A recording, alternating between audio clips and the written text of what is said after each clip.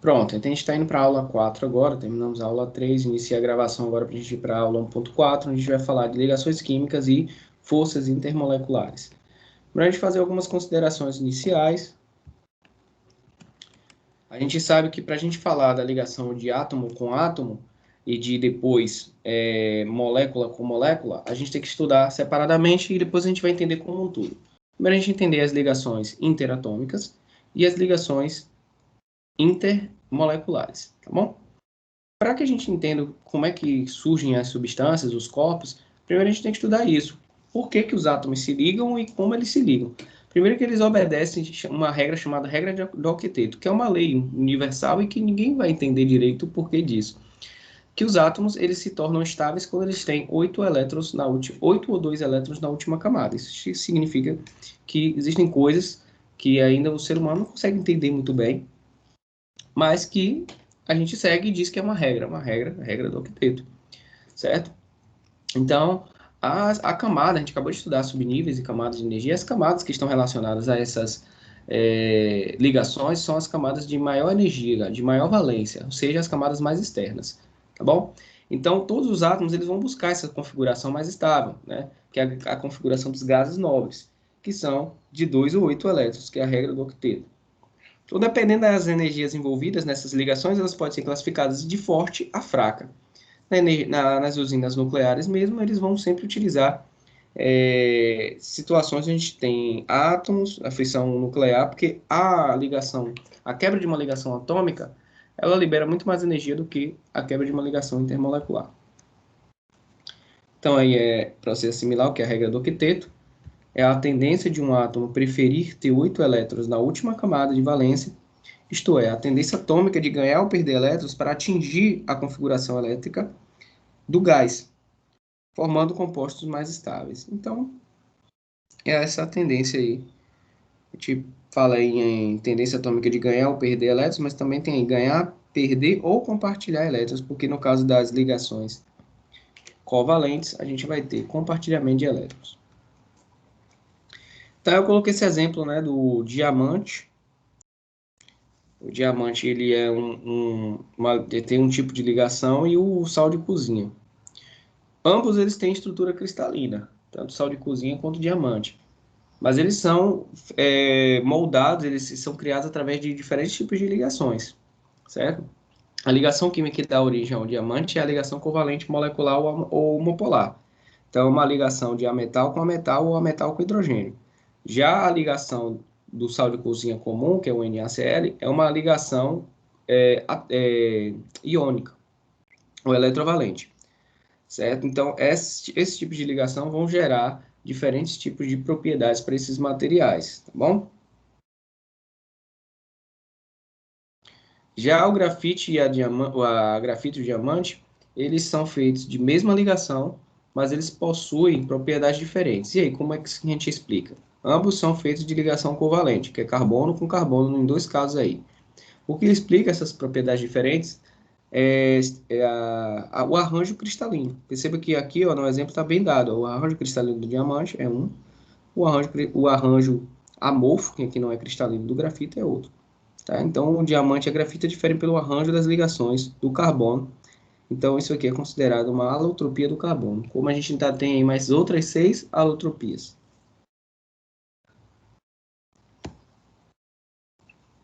Dessa forma, a gente pode perceber o seguinte, que não só o tipo de ligação influencia nas propriedades do material, mas também o arranjo, né, a forma como os átomos se organizam ali, também influencia diretamente nas propriedades dos materiais, propriedades visuais, macro e micro também, né? Condução de corrente elétrica, condução de propriedades, da parte da propriedades térmicas, etc. A gente tem que se ligar nisso. Bem, daí a gente tem os tipos de ligações químicas. Ligação iônica, ligação covalente, ligação metálica são consideradas ligações primárias. E aí a gente tem as forças de Van der Waals, que são as ligações secundárias. Essas ligações primárias a gente vai estudar cada uma delas a partir de agora, e as forças de Van der Waals também, que são tipos de ligações, são bem mais fracas, que são ligações do núcleo de um átomo com a eletrosfera de outro átomo. Então é uma distância muito grande, e aí por isso que elas são mais fracas, tá? Porque é a distância de um núcleo de um átomo para a eletrosfera de outro átomo. Vamos começar com a ligação iônica, né? Ou eletrovalente, ou heteropolar. As ligações iônicas, elas se formam através de fenômenos de doação e recebimento de elétrons. Então, geralmente, ela acontece entre átomos. Geralmente não, elas acontecem entre metais e ametais, tá? Na tabela periódica, você sempre, para ter uma ligação iônica, você vai ter uma diferença de eletronegatividade significativa, como por exemplo do NaCl, o cloro, um dos elementos mais eletronegativos da tabela periódica, com sódio, um dos elementos mais eletropositivos. Então, você tem uma diferença de eletronegatividade muito grande. Então, isso vai fazer com que você tenha uma força natural, aí, uma força eletrostática natural, onde um átomo vai estar querendo obter o elétron para poder ficar na configuração de gás nobre, e o outro também vai estar querendo ceder o elétron. Então, os dois estão com a mesma vontade. Então, está tendo ali confluência no resultado. Um está querendo doar e o outro está querendo receber. E quanto maior é essa força, mais forte vai ser a ligação. Então, a gente tem aí o Na e o Cl, que é exatamente o que acontece. O Na, ele quer ceder um elétron para o Cl, porque ele precisa perder esse elétron para ele ficar com duas camadas apenas, a K e a L, para ficar com a sua configuração de gás nobre, com 8 elétrons na última camada, que seria a camada L. Já o cloro, ele precisa receber mais um elétron, porque ele tem 7 elétrons na última camada, então ele precisa receber mais um para ficar com a configuração de gás nobre. Então é isso. Por que os átomos se juntam para formar moléculas? Justamente por isso. Porque eles buscam estabilidades. Sozinho na natureza, eles estão instáveis. Eles ficam procurando alguém para se ligar e formar moléculas mais estáveis. Dependendo de determinadas condições de pressão e temperatura, existem algumas ligações que não são nem de longe, vamos dizer assim, previstas, como que acabou de encontrar na atmosfera de Vênus, um ácido fosforilina que é altamente tóxico e que a gente tem aqui na Terra em alguns lugares bem extremos, onde temperatura e pressão, como bordas de vulcão, e eles são encontrados. Mas o natural é ter esses tipos de estabilidades aqui. Então, o átomo mais eletronegativo, que é o Cl, ele vai arrancar esse átomo aqui do átomo menos eletronegativo e vai formar uma ligação do tipo heteropolar, certo? Então, a gente vai ter polos, um polo positivo e um polo negativo, ó, Na mais e Na menos. Então, tá aí, ó. Quando é que se estabelece metal mais não metal entre espécies de grande diferença de eletronegatividade? Principais características são sólidos cristalinos, a 25 graus Celsius e 1 atm, elevados pontos de fusão e ebulição, duros e quebradiços, boa condutividade dissolvidos em água, boa condutividade no estado líquido, o solvente principal é a água. A representação esquemática da ligação iônica para o NaCl, né, cloreto de sódio, é dessa forma aí. Perceba que existem ligações, forças de Coulomb entre os íons, tá vendo? Formando o que a gente chama de retículo cristalino. Então, você tem o Cl, que é uma molécula que tem ela é maior, né? Desculpa, é um átomo maior, um íon maior, e o Na, um íon menor. Então, a gente tem ânion e cátion, eles estão ó, sempre se ligando aqui por forças elétricas, né? Força eletrostática, né? Força de Coulomb, que é aquela força em F igual a K vezes carga maior vezes carga menor dividido pela distância. Daí a gente tem as ligações covalentes. Enquanto que na ligação iônica a gente tem doação e recebimento de elétron, um átomo ele arranca o elétron do outro, né? Aqui a gente tem um compartilhamento. Então a gente vai ter por exemplo, o compartilhamento que vocês estão vendo aqui do hidrogênio que está compartilhando o mesmo par de elétron. Então esse par de elétron vai servir tanto para um hidrogênio quanto para outro. Isso acontece muito com moléculas que a gente chama de moléculas homogêneas, formadas por H2, formadas por F2. Eles vão compartilhar o mesmo par de elétrons. Qual é o tipo de ligação da covalente, né? Aqui um outro exemplo, a molécula de metano, CH4. Então você tem aqui hidrogênio, hidrogênio, hidrogênio, hidrogênio se ligando a um carbono, né? Ambos são ametais, quer dizer, o hidrogênio não é metal, o hidrogênio é neutro, mas o carbono é metal.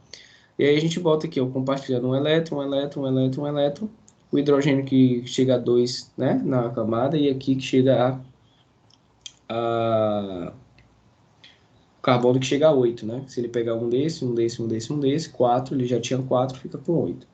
Aí são ligações covalentes. Algumas características, né? Então, primeiro, é um tipo de ligação que ocorre entre átomos com a eletronegatividade parecida.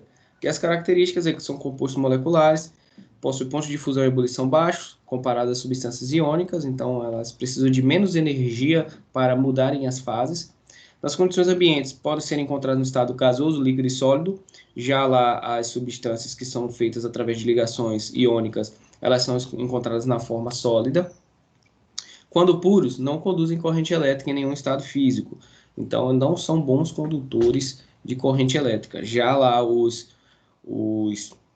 as substâncias que se formam através de ligações iônicas, elas conduzem corrente elétrica quando estão em estado aquoso.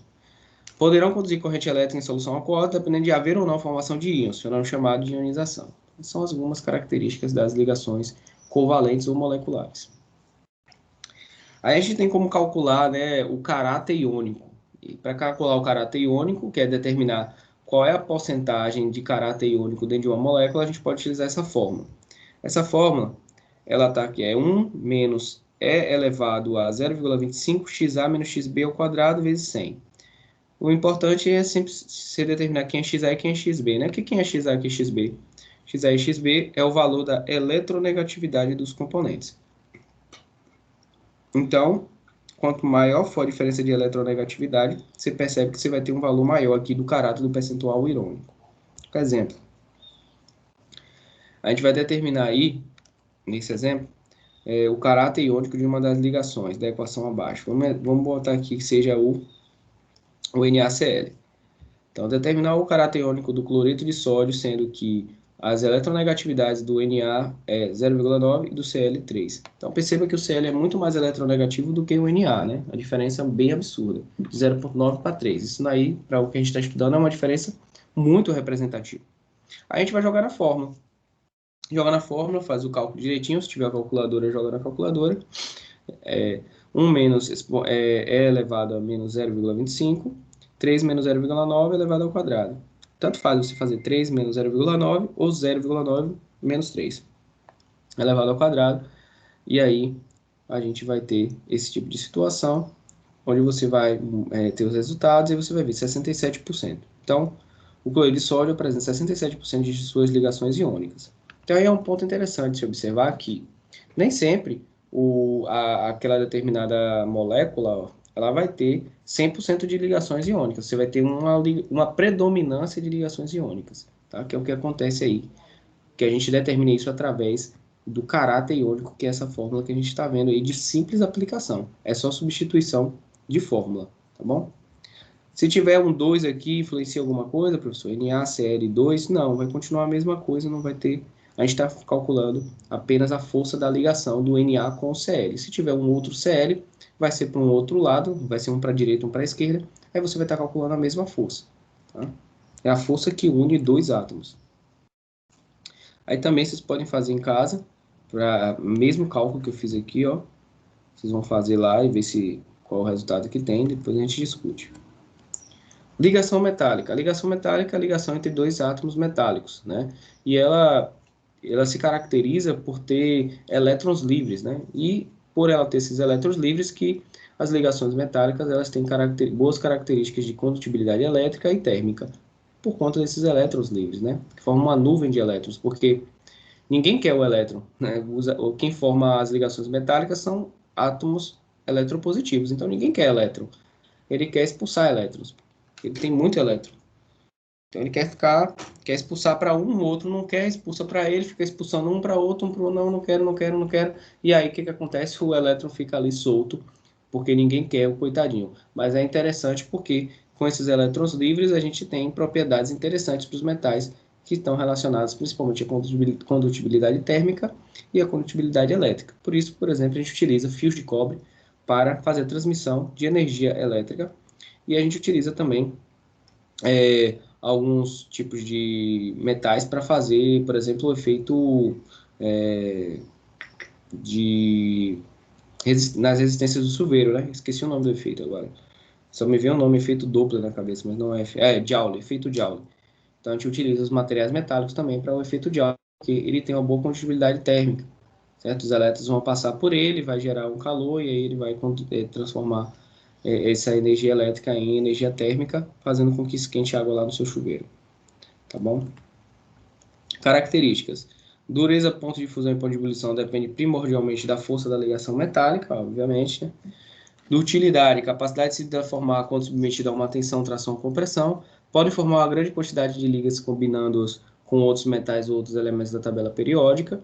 Então, a ligação metálica ela é muito importante na construção de materiais, na construção de estruturas, porque cada material metálico ele vai trazer uma determinada propriedade para aquela estrutura, fazendo com que ela tenha uma aplicabilidade em diferentes projetos, tá? Daí a gente tem as forças de Van der Waals. O que são as forças de Van der Waals? Vou botar logo na figura para a gente entender. As forças de Van der Waals elas estão relacionadas a dipolos instantâneos que são formados. Então, um dipolo aleatório no primeiro átomo provoca um dipolo induzido no segundo átomo. Como assim? Do nada, a gente sabe que a gente tem prótons e elétrons, carga positiva e negativa. Do nada, os elétrons eles têm uma distribuição eventual para um determinado lado. Essa distribuição eventual de partículas negativas para um determinado lado, ela pode induzir a aproximação das partículas positivas para aquele lado que ela está indo, pela lei da atração, né? Negativo com positivo se atrai. Da mesma forma, pode acontecer, né? Então, aqui, os elétrons eles foram para esse lado. Aí, aqui, o mais ficou para cá. E os elétrons foram para esse lado, desse caso aqui também. Aí, um vai atrair o outro. Só que isso daqui é uma força mais fraca, porque tem uma certa distância.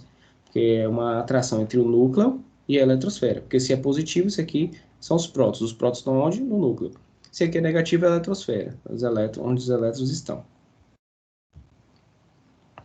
Daí a gente tem as forças intermoleculares. As forças intermoleculares, em termos de intensidade e em termos de energia envolvida, elas são bem mais fracas do que as forças interatômicas, tá? Aí a gente coloquei um exemplo, né? Forças intermoleculares são muito mais fracas do que as forças intramoleculares ou interatômicas. Por exemplo, 16 kJ mol versus 431 kJ por mol. Então é uma diferença muito absurda. Por isso que eu falei, repito mais uma vez, que em usinas, né, de energia nuclear, utiliza-se a fissão do núcleo, né? Primeiro, utiliza-se a fissão dos átomos, né?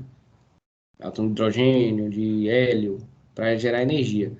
E depois, quando eles querem mais energia, eles fazem a fissão nuclear. Aí gera uma quantidade muito maior de energia. Tá bom? Então a gente já sabe que o que está sendo quebrado quando uma substância está mudando de fase, ou seja, está indo de sólido para líquido, de líquido para gasoso. O que está sendo quebrado são as ligações intermoleculares e não as intramoleculares. Porque se fosse quebrado as ligações atômicas, que são as intramoleculares, não seria mais a água, por exemplo. Na água tem sólido para líquido. Ele estava ali na composição sólida para líquido, mas ainda continua H2O. Líquido para gasoso, ainda continua H2O. Agora, se você continuar esquentando, aumentando a temperatura ou a pressão, você pode quebrar as ligações e aí você pode quebrar e você ter hidrogênio e oxigênio separado, tá? Em gases separados, tá bom? Aí você teria quebrado a ligação interatômica. Ou seja, tá na cara que você precisa de muito mais energia para quebrar uma ligação entre dois átomos do que para quebrar uma ligação entre duas moléculas. Um exemplo aí é uma ligação covalente entre o HCl, né? Essa ligação é mais forte, e aqui uma atração intermolecular, que é mais fraca, entre outra molécula de HCl.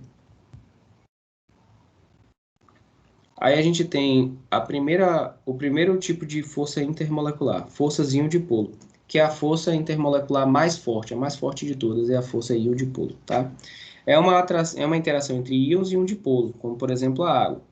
Então, a água é um dipolo. Você pode ter considerado aqui uma molécula polar, que é o caso da água, tem dois polos, positivo e negativo, e aqui você tem um íon. Então, é mais forte de todas as interações porque você é unidirecional, ó, tá vendo? É unidirecional. Então, ela é mais forte. Então, ela envolve um dipolo e um íon, que o íon pode ser cátion ou ânion. Aí vai ser da escolha. Daí a gente tem as forças dipolo-dipolo, que são forças já um pouco mais fracas do que as forças íon-dipolo, que é quando você tem duas moléculas polares. Então, quando você, é o caso da água. A água é um tipo que é ligado com força dipolo-dipolo. Só que a gente vai ver lá na frente, no final, que a água é um tipo especial de dipolo-dipolo, certo? Que é uma força chamada de ponte de hidrogênio, que a gente vai ver daqui a pouco. Então, as moléculas polares elas necessitam ficar muito unidas. Então, há uma mistura de forças dipolo-dipolo atrativas e repulsivas quando as moléculas se viram. Então, observe aqui, vou botar aqui. Vocês verem, olha como é que são as forças dipolo-dipolo. A gente vai ter, beleza, positivo ligando com negativo, mas quando você tem várias aqui, vários H2Os, H2O, H2O, H2O, H2O, H2O. O que está acontecendo aqui? Eu tenho várias forças do tipo atrativo e repulsivo. Então, se eu tenho um atrativo, repulsivo, fica ali, fico forte, fico fraco, fico forte, fico fraco, porque eu estou atraindo, eu estou forte, estou repelindo, já fica mais fraco, atraindo, forte, repelindo, fraco. Aí fica naquela média ali, né, que vai trazer aquela molécula ali, não sendo muito, uma força intermolecular muito forte. Mas ela, como a gente já sabe, a água ela é especial. A gente vai ver lá na frente. Mas a resposta de o porquê a dipolo-dipolo é mais fraca do que a íon-dipolo é porque aqui eu tenho direções diferentes. Aqui na pontilhado em azul eu tenho repulsão e a tracejado vermelho eu tenho atração. Daí a gente tem as forças de dispersão de London, que é a mais fraca de todas as forças intermoleculares, e essas forças elas são consideradas de polo induzido. É muito parecido com o que a gente acabou de falar lá. Então é a questão de dipolo induzido. Vamos ver logo como acontece. Olha lá. Um dipolo instantâneo pode induzir um outro dipolo instantâneo e uma molécula ou átomo adjacente. As forças entre dipolos instantâneos são chamadas de forças de dispersão de London. Então você pode encontrar esses dois nomes: dipolo instantâneo ou força de dispersão de London, que é simplesmente uma atração eletrostática do núcleo de um átomo com a eletrosfera do outro átomo. Por exemplo, o átomo de hélio, como vocês podem ver aqui, eles vão se ligar, beleza? E aí eles vão formar esse tipo de situação, onde a gente vai ter um polo negativo, delta negativo, delta positivo, delta negativo, delta positivo. Então, é a ligação mais fraca de todas, entendeu? Nem todos os átomos têm esse tipo de força de dispersão. Por quê? Porque tem alguns átomos que têm a quantidade de camadas muito grandes. Então, esse tipo de força de dispersão de London, ela só consegue ser identificada em átomos que possuem um raio atômico pequeno, como é o caso do hélio, que tem um raio atômico bem pequenininho, porque só tem uma camada. Então, como ele só tem uma camada, essa distância entre o núcleo e a eletrosfera, ela é menor. Então, se é uma distância menor, aí sim eu consigo ter um certo tipo de interação, certo? Mas, em átomos maiores, né, que tem um raio atômico bem maior, essas forças ela não vai, não vai existir, entendeu? Pense na questão da Terra e da Lua. A Terra e a Lua estão próximas, né? Então existe uma atração ali entre as duas pela força da gravidade. Mas se for pegar a Terra com alguma coisa que está fora do sistema solar, não vai dar, não vai ter essa interação. É isso? Ou vai ter até uma interação mais imperceptível, né? Muito imperceptível. Daí a gente fala das forças intermoleculares, falando da ligação de hidrogênio, que é um tipo especial de forças dipolo-dipolo, que é uma força dipolo-dipolo que é muito mais forte do que as forças dipolo-dipolo normais.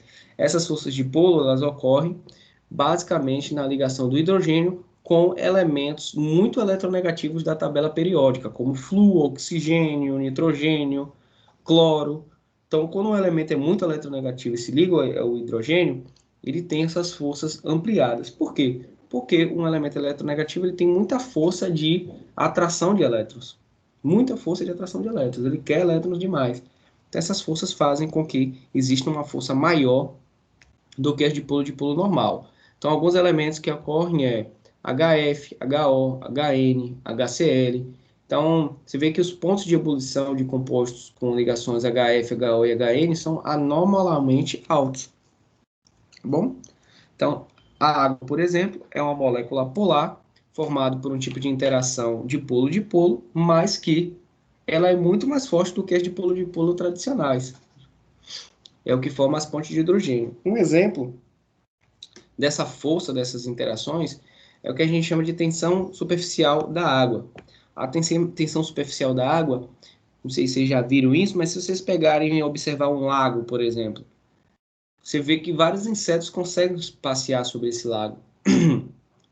As folhas caem, tudo ali fica ali, coisas que têm pesos um pouquinho pequenos, né? Eles não conseguem afundar, porque tem uma tensão ali, que é a tensão superficial da água, formada justamente por essas ligações de hidrogênio, tá?